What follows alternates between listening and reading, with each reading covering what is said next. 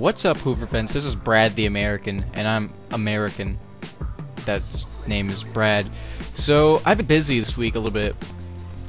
Yesterday I was actually at a ceremony that had to do with the top 15 students, or like a certain percentage, maybe like top 5 to 10%, depending on the school. That went there. Basically, the highest graded seniors of the different schools and the whatever districts attended. I know there was one school where only 3 people showed up, but whereas another school maybe 20 or so people showed up, depending on the school size. And I was actually surprised at one part because 3 siblings were all the top graded for one of the schools. And I got a medal and a plaque there, certificate thing, telling me I'm awesome. Actually, I didn't even read it. Yeah, I forgot to read that. Yeah, that was a boring ass trip, and it was. I hated it there. It was, before we went there, I was supposed to. I picked the spaghetti dinner thing, right? They had this thing. Before the event even took place, you filled out this thing and you either wanted like a vegetarian dish, chicken, or spaghetti and shit like that. I picked my spaghetti. I didn't get any goddamn fucking spaghetti. Where the fuck is my spaghetti? No, what they gave me is fucking stupid ass goddamn chicken with some fucking shit poured all over it, and then some goddamn green beans, which were the worst green beans I've ever fucking tasted. What was the other shit? I don't know. Whatever the food was, totally just lost my fucking brain dogs. But whatever.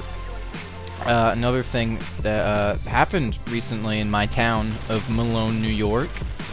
You probably never heard of Malone, New York. Don't tell me it doesn't exist. I am sure that it exists. You can Google it, look it up on a map. But Matt Damon. Jason fucking Bourne came to my town and ate at John's restaurant, and I wasn't there. That's actually like right on Main Street, next to near Price Chopper in the Seacom Bank area. If anyone lives in Malone, if anyone lives in New York, you might have heard of Malone. No idea. So yeah, and I would have no idea. At first, I didn't believe it when people were talking about it in my school. Like, I remember in study hall, these 2 kids were talking to each other, like, "Yo, Matt Damon's in town," and I just thought it was one of those, another stupid story that people are saying. I don't know how I didn't kill that guy. Fuck it. Oh, well, it was one bar. That's how I didn't kill that guy. Yeah, that's cool. What was I talking about? Great. I always gotta mention something and my brain dogs get all fucking fizzled. But that's alright. Headshot, new tube, and grenade.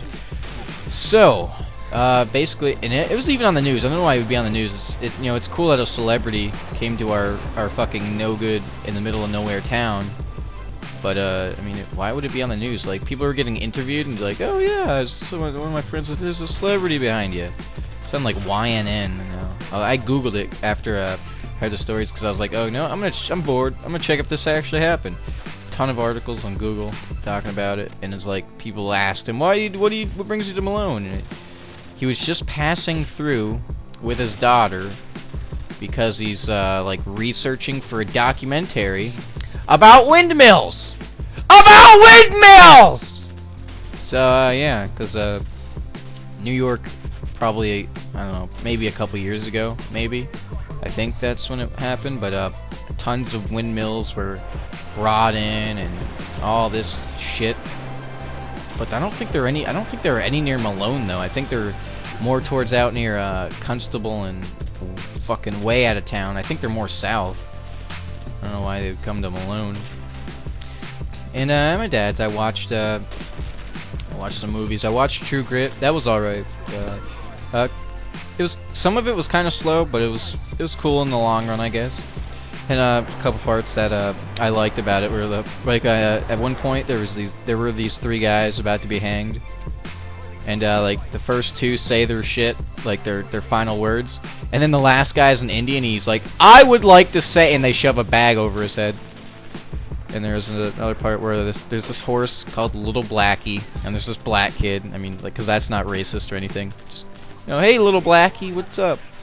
My cat's named Blackie, by the way. I should start calling her Little Blackie, even though she's old and big as shit.